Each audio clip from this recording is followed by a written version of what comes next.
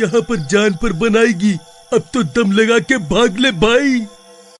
हिम्मतपुर नामक एक गांव में भोला अपनी बीवी चमेली और अपने 2 बच्चों सोनू और चांदनी के साथ रहता था। भोला पेशे से एक किसान था। वो अपने खेत में सब्जियां उगाता और उन्हें गांव वासियों को और शहर में बेचता। भोला के साथ साथ उसकी बीवी चमेली भी खेतीबाड़ी में उसका साथ देती। भोला के बच्चे गांव के सरकारी स्कूल में पढ़ा करते थे। पढ़ाई में दोनों सोनू और चांदनी अव्वल थे। वो हर कक्षा में अव्वल आते। एक दिन चांदनी की कक्षा में पास ही के गांव का एक लड़का दाखिला लेता है। वो लड़का बहुत ही अकड़ू स्वभाव का होता है।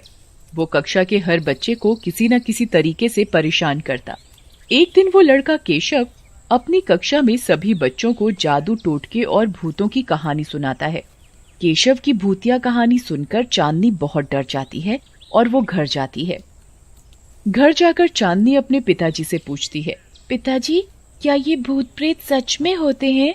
चांदनी का ये सवाल सुनकर उसके पिता भोला बहुत अचंभित हो जाते हैं। अरे बेटा, ये अजीब सवाल आज तुम्हारे दिमाग में कैसे आया? वो पिताजी, हमारी कक्षा में जो नया लड़का आया है वो बता रहा था कि भूत प्रेत सच में होते हैं और उसकी माँ के पास बहुत सी शक्तियाँ हैं जिनसे वो मनचाहा कुछ भी काम करवा सकता है। वो किसी के पास चुड़ैल भी भिजवा सकता है। अरे बेटा, तुम उसकी बातों पर ध्यान मत दो। ये सब बेकार की बातें हैं। हम तुम्हें स्कूल में पढ़ाई करने के लिए भेजते हैं ताकि तुम अच्छी शिक्षा प्राप्त कर सको, और तुम ये बातें कर रही हो। ये सब अंधविश्वास है। तुम कक्षा में बस पढ़ाई के अलावा कुछ उल्टी सीधी बात ना सुना करो, ना ही किया करो। तुम्हें अपनी जिंदगी में एक बहुत बड़ा इंसान बनना है। जी पिताजी, मैं आपसे कक्षा में उसकी कोई बात नहीं सुनूंगी और सिर्फ पढ़ाई में ध्यान दूंगी। बहुत अच्छा बेटा, याद है ना तुम्हें? हमेशा की तरह इस बार भी कक्षा में अव्वल आना है। जी पिताजी। अगले दिन चांदनी सुबह अपने विद्यालय जाने के लिए तैयार होती है। चांदनी विद्यालय आधे रास्ते पहुंच ही चुकी होती है, तभी बहुत जोर से आंधी तूफान आने लगता है।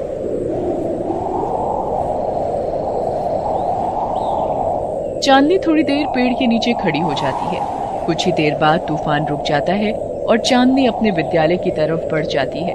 अरे, आज तो इस तूफान के चक्कर में मैं बहुत लेट हो गई। कक्षा में सभी बच्चे आ गए होंगे। आज तो मैडम बहुत डांटेंगी। चांदनी ये बात बोल ही रही होती है, तभी उसे उसकी कक्षा का नया लड़का केशव आवाज देता है, चांदनी। चांदनी उसकी बात को नजरअंदाज करती है। चांदनी, चांदनी। चांदनी को केशव की बात का जवाब देना ही पड़ता है। हाँ केशव। अरे चांदनी, आज तुम भी विद्यालय आने में लेट हो गई। मैं भी हो गया। पिताजी ने बोला है इससे ज्यादा बात नहीं करनी।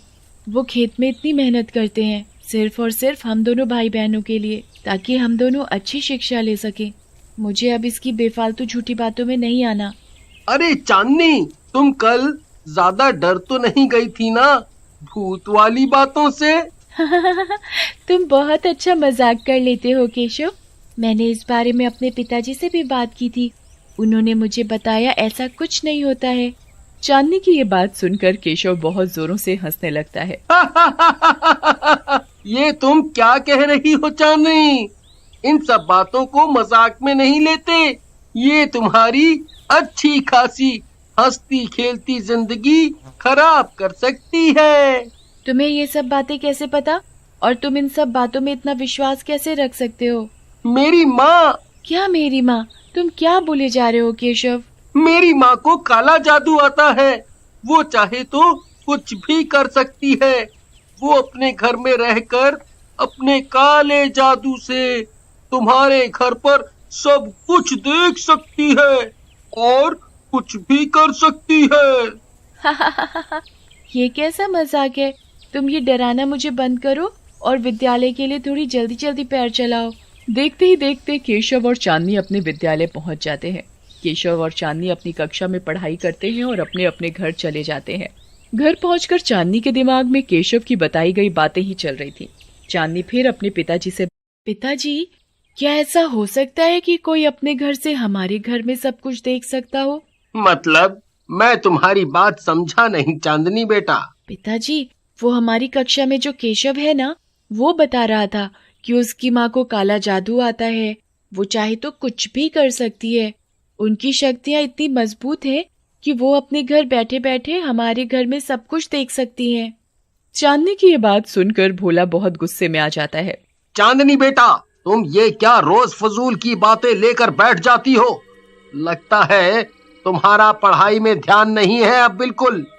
हम इतनी मेहनत करके तुम्हें विद्यालय में भेजते हैं। पिताजी, मैं तो खुद उससे बात नहीं करना चाहती। पर वो केशव बिल्कुल नहीं मानता और अपनी माँ के बारे में बताता रहता है। यहाँ चांदनी अपने पिता भोला को केशव की शिकायत लगा रही होती है और उधर केशव अपनी माँ को चांदनी की। माँ, मेरी कक्षा में एक लड़की है, उसका नाम चांदनी है। वो हमेशा मुझे ये कहकर चिढ़ाती है कि तेरी माँ को कोई काला जादू नहीं आता और ये काला जादू सभी भ्रम की बातें हैं। ये चुड़ैल, भूत, प्रेत कुछ नहीं होते। माँ, मुझे बिल्कुल अच्छा नहीं लगता। वो आपके बारे में ऐसा बोलती है। वो बोलती है कि उसके पिताजी ये सब भूत प्रेतों को नहीं मानते। केशव चांदनी और उसके पिता की 2 की 4 बात लगा देता है। केशव की ये बात सुनकर उसकी माँ माया बहुत गुस्से में आ जाती है। अभी उस लड़की और उसके बाप को पता ही क्या है कि मेरे पास कितनी शक्तियां हैं और ये शक्तियां मैंने कितनी मेहनत से दिन रात खून पसीना करके हवन से कमाई है। माया गुस्से में हवन करने लगती है। आज मैं उस चांदनी और उसके बाप को बताऊंगी कि काला जादू किसे कहते हैं और भूत प्रेत होते हैं या नहीं। आज मैं उसके घर पर अपने पास कैद की हुई चुड़ैल में से एक चुड़ैल भेज ही देती हूँ। जब वो चुड़ैल उनकी नाक में दम कर देगी ना, तब उसे समझ आएगा कि भूत होते हैं और एक तो उसके घर में ही है। मेरी शक्तियों पर कोई शक करेगा तो मैं उसकी क्या हाल करूंगी, वो इंसान वो सोच भी नहीं सकता। माया लगातार बहुत देर तक हवन करती है और अपने जादू से एक चुड़ैल को एक मटके में कैद करके उसके घर पर जाने को बोल देती है। जा चुड़ैल, जा चांदनी के घर और उसके घर में जाकर वो हाल कर देना कि वो काला जादू मानने पर मजबूर हो जाए। माया के बोलने के साथ ही मटका हवा में उड़ने लगता है और देखते ही देखते वो चांदनी के घर के बाहर आम के पेड़ पर जाकर फूट जाता है। मटके में से चुड़ैल निकलकर आम के पेड़ पर अपना वास बना लेती है।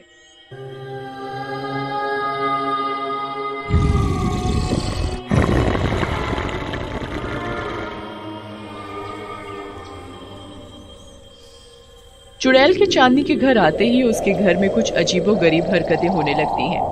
चुड़ैल भोला की बीवी चमेली को बीमार कर देती है। चुड़ैल भोला की सारी फसल खराब कर देती है।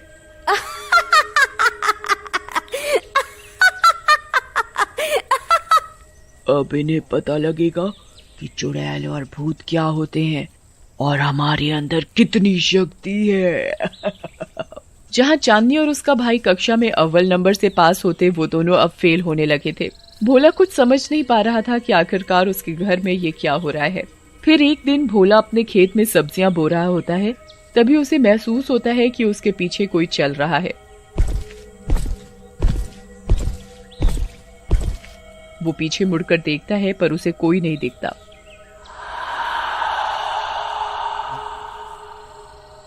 तभी एकदम से चुड़ैल भोला को धक्का देकर गिरा देती है और भोला बहुत जोर से जमीन पर जाकर गिर जाता है। अरे अरे मर गया, अरे बचाओ बचाओ। तभी भोला समझ जाता है कि उसके घर पर ये अजीबोगरीब हरकतें ये चुड़ैल कर रही है। भोला अगले दिन गांव के तांत्रिक बाबा के पास जाता है और उन्हें ये सारी घटना बताता है। अच्छा, समझ गया। तांत्रिक मंत्र पढ़ने लगता है और उसे अपने मंत्र की शक्ति से पता लग जाता है कि वो चुड़ैल उनके घर पर आई कैसे।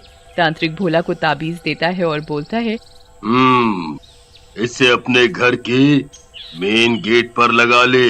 ताबीज को गेट पर लगाने के साथ ही चुड़ैल घर के अंदर ही जलकर मर जाएगी। भोला तांत्रिक बाबा से वो ताबीज लेता है और बाबा के बताए अनुसार ही अपने घर के गेट पर ताबीज बांध देता है। ताबीज बांधने के साथ ही चुड़ैल घर के अंदर बहुत जोरों से चिल्लाने लगती है और देखते ही देखते वो जलकर राख हो जाती है।